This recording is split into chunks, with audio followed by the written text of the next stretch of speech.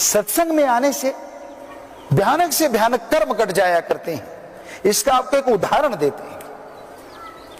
पुराने समय में एक चोर था, बहुत ही शातिर, बहुत ही चालबाज, और उसका एक बेटा था। चोर इतनी चोरियां करता था, कोई भी राजा महाराजा उसे पकड़ ना पाया।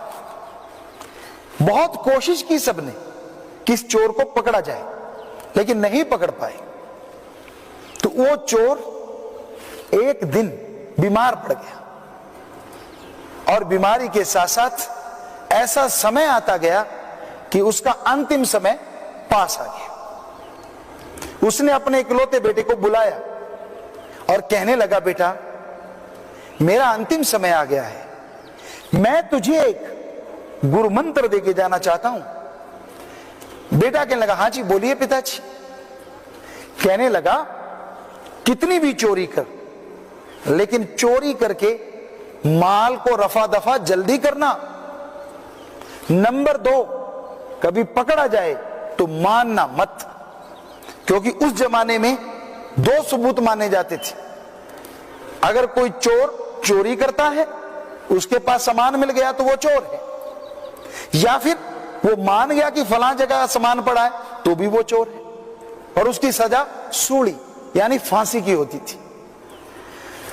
तो उसके बेटे ने कहा ठीक है, पर कहने लगा असली मंत्र तो रह गया। वो अपने बाप के पास होके बोला, बोलिए पिताजी कौन सा मंत्र।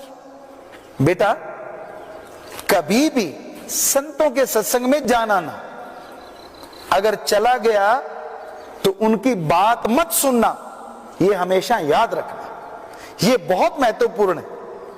तो बेटा कहने लगा ठीक है पिताजी। वो चोर गुजर गया। अब उसका बेटा शुरू हो गया, क्योंकि यंग उम्र थी, नौजवान था, चोरियां जल्दी जल्दी करने लगा, और जल्दी जल्दी चोरी करने से दहशत फैलने लगी। और एक दिन क्या हुआ, वो चोरी करके जैसे निकलने लगा, सेना आर्मी ने उसको देख लिया और आर्मी उसके पीछे भागी। वो आगे आगे भागे जा रहा है और आर्मी पीछे पीछे आए जा रही है। भागता गया, डॉज देता गया, निकलता गया, और एक जगह उसने देखा बहुत लोग जा रहे हैं अंदर, इक्का दुक्का बाहर आ रहा है, ज्यादा अंदर जा रहे। तो उसने सोचा यह बढ़िया मौका है, इनके अंदर मिल जाऊंगा, कोई पहचान ही नहीं पाएगा। पर पहले जरूरी है सामान को रफा दफा करना। उसने एक निशानी की और एक माता के थैले में अपनी वो पोटली डाल थी जिसमें हीरे थे, जवाहरात थे, और वो माता की निशानी रख के अंदर चला गया। जैसे ही अंदर गया तो क्या देखता है, ओह ये तो संत बैठे हैं, और उसने झट से अपने कानों में उंगलियां डाल दी। उसके अंदर आया कि पिताजी ने कहा था संत दिख जाएं कोई बात नहीं, पर उनकी बात मत सुनना। दोनों उंगलियां कान में डाले हुए हैं, लोग सिर हिला रहे हैं, नाच रहे हैं, ताली मार रहे हैं। उसको थोड़ा अजीब लग रहा है, यार क्यों नहीं सुनना। पीछे आर्मी आ गई है, वो बाहर खड़ी है, क्योंकि संतों की सत्संग में वो लोग नहीं गए। तो अचानक उसको लगा कि यार सुनना चाहिए। ये आदमी की मनोदशा है। आपको रोका जाए ना कि इधर मत देखिए, तो आप जरूर उधर देखेंगे। तो उसने भी सोचा एक बार क्या हर्ज है, अगर थोड़ा सा सुन लूंगा तो क्या फर्क पड़ता है। उसने दोनों उंगलियां कान से निकाली। संतों के वचन आए, देवी देवताओं के परछाई नहीं होती। बस उसने इतना सुना और फिर से उंगलियां कान में डाल। बाहर निकला, सत्संग समाप्त हो गया। बाहर आर्मी ताक में थी, सब निशानियां वो देख चुके थे। उन्होंने उसको पकड़ लिया, चोर पकड़ा गया, राजा के दरबार में पेश हुआ। मोहलत ली गई 5-7 दिन की, उसको मनवाने के जत्न किए गए। सामान उसके पास से नहीं निकला, वो माना ही नहीं। डंडे मारे गए, जो भी सजा दी जाती थी जो कुछ भी किया जाता था सब किया गया, लेकिन कोई फायदा ना हुआ। वो चोर नहीं माना, क्योंकि बाप ने ऐसा जबरदस्त टोटका जो दिया था कि बेटा अगर पकड़ा जाए तो मानना मत। वो नहीं माना। राजा के पास मंत्रीगण पहुंचे कि जी वो तो नहीं मान रहा, उसने चोरी की नहीं, खजाना आधा लुट गया है, क्योंकि हीरे जवाहरात जो बड़े बड़े थे वो चले गए। अब एक जासूस थी जिसे उस समय अलग अलग नाम दिए जाते थे, मायावी, फफा कुटनी या इस टाइप के जासूस थी। वो कहने लगी राजन मुझे सिर्फ 2 दिन चाहिए, मैं मनवा दूंगी। तो उसने क्या किया, माता का भेष धारण किया, जैसे दुर्गा जी, दुर्गा माता, ऐसा भेष धारण किया। पहले से सारी सेटिंग कर ली।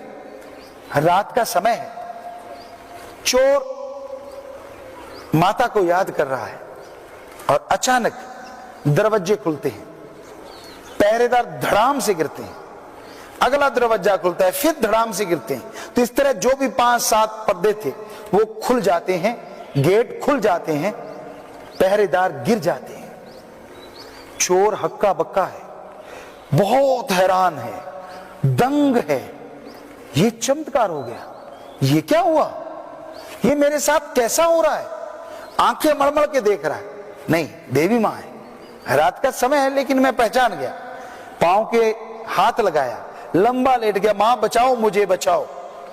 और आगे से देवी की आवाज आई, हां बेटा मैं तुझे जरूर बचाऊंगी, जरूर बचाऊंगी तुझे, फिक्र मत कर, मैं आ गई हूं। इतना कहते ही चोर की आंखों से आंसू बहने लगे, अश्रुधारा चल पड़ी। तो आगे से माता कहने लगी, हे बेटा तू मुझे सच सच बता दे, तूने चोरी की या नहीं की।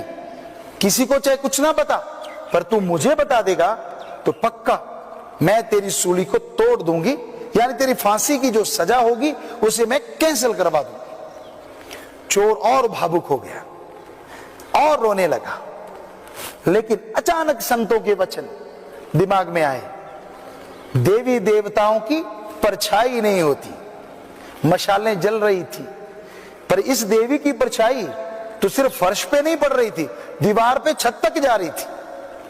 पहचान गया कि मेरे साथ चाल हो रही है, और ज्यादा रोने लगा, और एक्टिंग निकल के आ गई, पांव पे गिर गया, हे माते तू बचा मुझे, बस तू ही बचा सकती है, मैं कैसे आपके सामने झूठ बोलूंगा, आप तो मेरी जान है, ये वो पता नहीं क्या क्या बोला।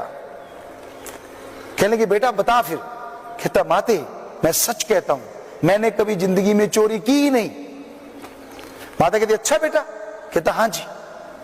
कहते फिर फिक्र मत कर, चल मेरे साथ। उसको साथ ले गई, राजा के दरबार में बिठा दिया और राजा के पास गई कि ऐसे ऐसे हुआ सब कुछ, तो ये चोर नहीं है, इस पे तो इल्जाम थोपे जा रहे हैं, क्योंकि आर्मी पुलिस नाकाम हो रही है, नाकामयाबी का जो सेहरा है वो इस निर्दोष आदमी के सिर मड़ रहे हैं। तो इसलिए हे राजन इस निर्दोष को छोड़ दिया जाए। चोर छूट गया, वो अपने घर जा रहा है, लेकिन घर नहीं जा रहा। अचानक उसके पैर किसी और तरफ घूम गए, उस गांव की तरफ भागा जहां उसने संतों को देखा था, लेकिन वहां संत नहीं है, संत वहां से जा चुके। और दौड़ा दूसरे गांव की तरफ, सत्संग हो रहा है, संत वहां बैठे हैं, गया उनके कदमों में गिर गया, जार जार रोया। संत कहने लगे बेटा क्यों रो रहा है, क्या परेशानी है तुझे, क्या हुआ, हमें बोल के बता। तो कहने लगा मेरे पिताजी गुजर गए थे और गुजरते गुजरते उन्होंने सख्त हिदायत की थी, मुझे रोका था कि संतों के वचन कभी ना सुनना, संतों की सत्संग में कभी ना जाना। तो संत कहने लगे बेटा फिर तू क्यों आया, और रोने लगा। मेरे पिता 100% गलत थे। चोर बोला मैं आपकी सत्संग में कुछ सेकंड के लिए बैठा, कुछ मिनट के लिए बैठा, और आपकी एक लाइन देवी देवताओं के परछाई नहीं होती। इतना सा मैंने सुना और मेरी फांसी की सजा कट गई, मुझे नई जिंदगी मिली। तो हे गुरु, हे संत, अगर मैं आपकी पूरी बात सुनूं तो पता नहीं मुझे क्या मिल जाए। तो संत मुस्कुराए, हाँ बेटा, ये तेरी फांसी की सजा कटी है। अगर तू पूरी सत्संग सुने, अमल करे, तो आने वाली ऐसी फांसियां पता नहीं कितनी कट सकती हैं। आने वाले भयानक रोग जो फांसी का रूप धारण करके आप पे छा जाएंगे, वो कट सकते हैं।